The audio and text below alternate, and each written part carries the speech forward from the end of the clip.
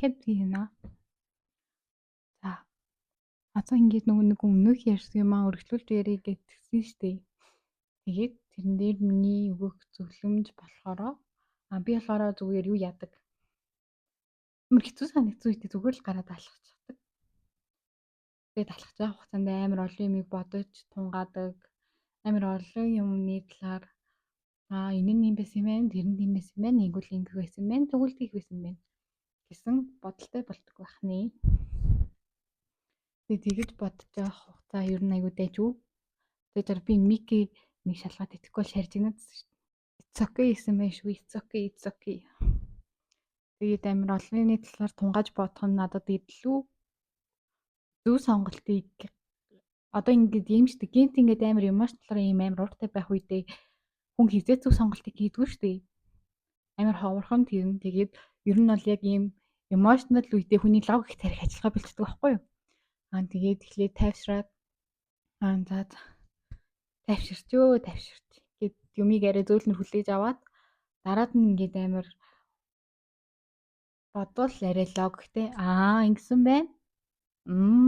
Тэгсэн байна штэ гэж боддог. Ер нь та нар угаасаа тэгдэгстэй амар хүмүүндээ муудалцаад ч юм уу тэгснийхаа араас би юу хийж вэ гэл би буруу юм хийсэн байж тээ. Тэгэж хэлэх хэрэггүй байсан штэ гэдэг ч юм уу тийм байдаг болохоор хэсгийн хугацаанд яг өөрийгөө тайвшруулчаад тэгээд дараад нь нөгөө юмаа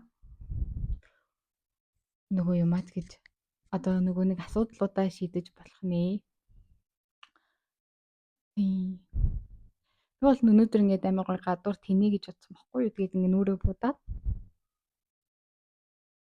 энэ надтай хамт энэ хүн байсангүй. Тэгээд нэг тиймэрхүү байна. Тэгээд бас амар тийм хэцүү санагдсан үедээ бас би нэг унтаалыг гармааргүй л ядраад гэж хэлсэн шүү дээ. Тэрнээс дахиад өөр нэг арга байна. Яа юм сатад байна гэхгүй. Тэгээд тэрнээс арай өөр арга нь болохоор бүр ингээд ямар ч завсар зайгүй болтлоо ажиллах байдаг. Би бол тэгдэг юм. Заримдаа унтаад юу тиймэрхүү санагдан заримдаа зүгээр юу ч бодохгүй тулд зүгээр ажиллах хэрэгтэй үе бас байдаг. Гэтэ ингээл Instagram гүйлгдэг штэ. Тэнгүүт чи юугаа ингээ хөвтөд байгаа. Чи яг одоо босс үеийн чи юм байна. Чи яагаад ийм сул хагаамаа гэдэг ч юм уу. Бид нар яг үндэ надад амар тэнэг санагддаг штэ. Хүн ядарч болдгоо юм уу? Хүн жоохон амарч болдгоо юм уу? Тийм биз. Ямар робот штэ. Тиймстэй залуусаа. Тэгээд нэг тиймэрхүү санагддаг.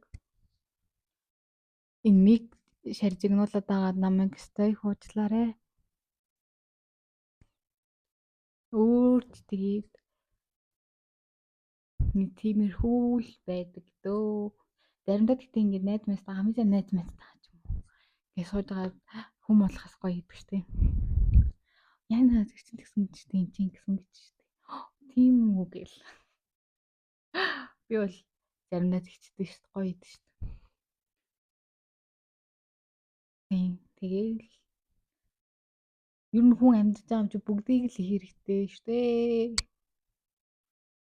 Тэгээ заримдаа хитрхи сайн хүн байх гад хичээгээд бас хэрэггүй. Заримдаас гарч ууж болно. Тэгээл нэг тиймэрхүү л энэ дэрлийн юм маягтай байдаг дөө. Тэгээ бүгдэнд нь л юм зовох цаг хугацаа байдаг.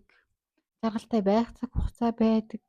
Ер нь дандаа зовж исэн хүн гэж ер нь танаар сонсч ирсэн үү? Эсвэл дандаа жаргалтай байдаг хүн ч юм уу? Би л сонсож байгаагүй шүү. Тэгээд нэг тиймэрхүү л байдаг да. Ярих юм а бэлдэж мэлдээд эсвэл иймэрхүү юм ярина гэж бодож байгаад ярихгүй хахаар ингээд санаанд юм орж ирдэг юм шүү залуусаа. Тэгээд намайг үзэж байгаа 10 хүн байгаа харууланд нь хайртай шүү.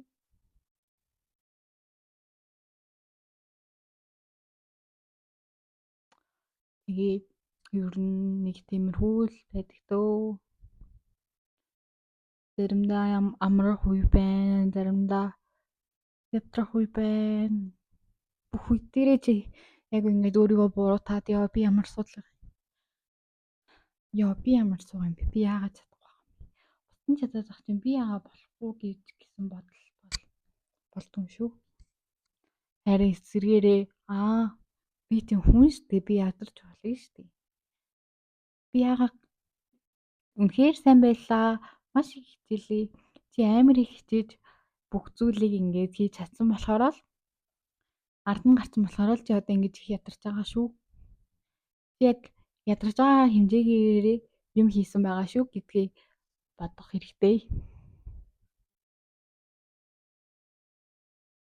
Тэгээл нэг тиймэрхүү л байна дөө.